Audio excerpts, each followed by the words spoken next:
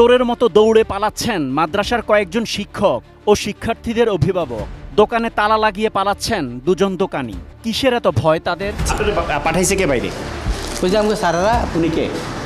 শিক্ষকরা ওর সাথে জড়িত। এই তথ্যগুলো আসলে আপনারা কখনো পেয়েছেন কিনা বা কেউ দিয়েছে কিনা আপনাদের? আপনাকে বাইরে যেতে বলছে 2 বছরের জেল আপনার। তারা চিন্তা করে আমি পরীক্ষার হলে গেলে তো আমি দেখে দেখে লিখতে পারবো, আমি কেন করব? সবগুলো পরীক্ষা ভয়ঙ্করভাবে হচ্ছে। এটিএন নিউজের কাছে অভিযোগ আসে, চাঁদপুরের মতলব দক্ষিণ উপজেলার একটি পরীক্ষা কেন্দ্রে চলছে নকলের মহা উৎসব।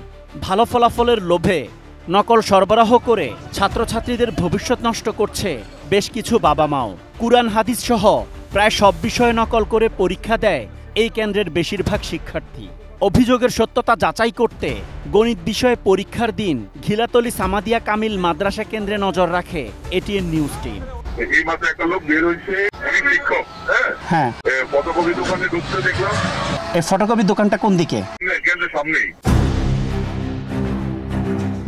তথ্যের সূত্র ধরে ফটোকপির দোকানে গিয়ে পরীক্ষা চলাকালীন সময়ে প্রশ্ন এবং উত্তর সহ পাওয়া যায় কয়েকজন শিক্ষক ও অভিভাবককে। সাংবাদিকের উপস্থিতি টের পেয়ে দৌড়ে পালান তারা। তালা লাগিয়ে সটকে যান দোকানের মালিকও।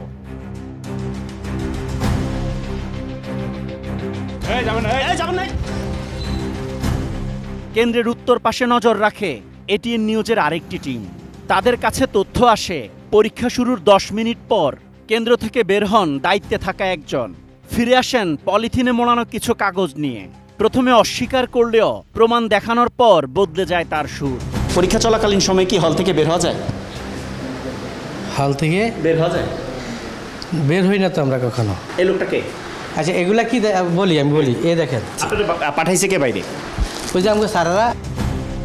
প্রশ্ন ফাঁস করে নকল সরবরাহ এবং অফিস সহকারী বেআইনিভাবে কেন্দ্র থেকে বের হওয়ার প্রমাণ দেখানোর পরেও মাদ্রাসার অধ্যক্ষের দাবি সুষ্ঠুভাবে পরীক্ষা হচ্ছে এই কেন্দ্রে। এখানে পরীক্ষা কেমন চলছে?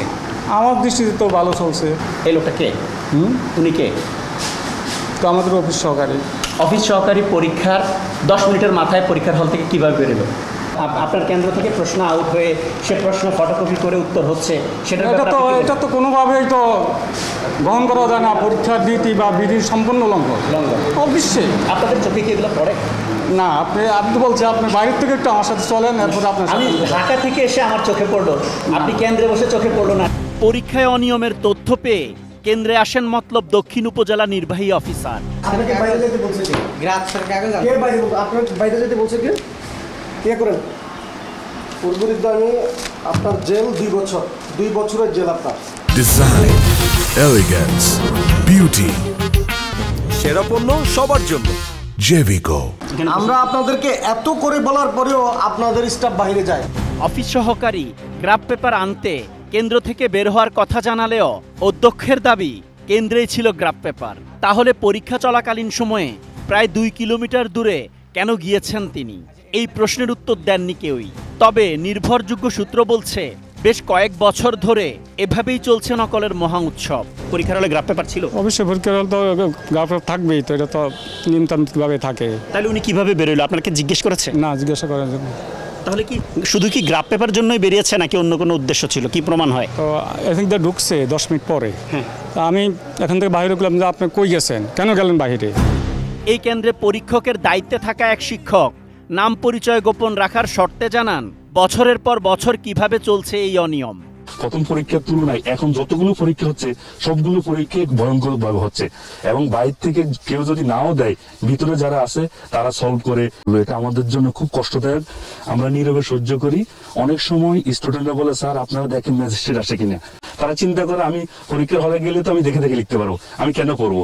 তারা কিভাবে সেবা দেবে, কিভাবে ইসলাম প্রচার করবে, কিভাবে ইসলামের দাওয়াত দেবে? এদের মধ্যে তো কোনো ইসলামের কোনো জ্ঞান নাই। যে এটা যদি চলমান থাকে ভয়ঙ্কর পরিণতি হবে। উপজেলা নির্বাহী অফিসার ভ্রাম্যমাণ আদালত পরিচালনা করে গ্রেপ্তার করেন অফিস সহকারীকে। সিলগালা করে বন্ধ করা হয় ফটোকপির দোকান, দেয়া হয় মামলা।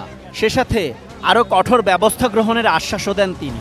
আমরা তাকে পাবলিক পরীক্ষা আইনে তাকে 2 বছরের সাজা দিয়েছি। দীর্ঘদিন ধরে আমরা অভিযোগ পাচ্ছি শিক্ষকরা ওর সাথে জড়িত। এই তথ্যগুলো আসলে আপনারা কখনো পেয়েছেন কিনা বা কেউ দিয়েছে কিনা আপনাদের? আসলে আপনি জানেন কিনা জানেন, আমি এখানে জয়েন করেছি 16ই ফেব্রুয়ারি 2025 এই বছরেই। তো এর আগে হয়তো আমি জেলা প্রশাসকের কার্যালয়ে ছিলাম, তখনকারও এরকম কিছু তথ্য আমরা পেতাম, বাট হয়তো উপযুক্ত প্রমাণের কারণে আমরা করতে পারি নাই। কিন্তু যেহেতু আজকে একেবারে উপযুক্ত প্রমাণ হাতে নাতে ধরা, সেই জন্য আমরা তাকে শাস্তি দিয়েছি। তো ভবিষ্যতে যদি কারো বিরুদ্ধে এই ধরনের কোনো অভিযোগ পাই, আমরা আমাদের আইনানুগ যে ব্যবস্থা আমরা সেটা নিব। সচেতন অভিভাবকরা জানান, শুধু অফিস সহকারীকে গ্রেপ্তার করে দীর্ঘদিন ধরে চলতে থাকা এই অনিয়ম বন্ধ করা সম্ভব নয়। সুষ্ঠু তদন্তের মাধ্যমে নকল সরবরাহে জড়িত সবাইকে আইনের আওতায় আনার জোরালো দাবি জানান তারা। আসাদ ভুঁইয়া, এটিএন নিউজ, মতলব, চাঁদপুর।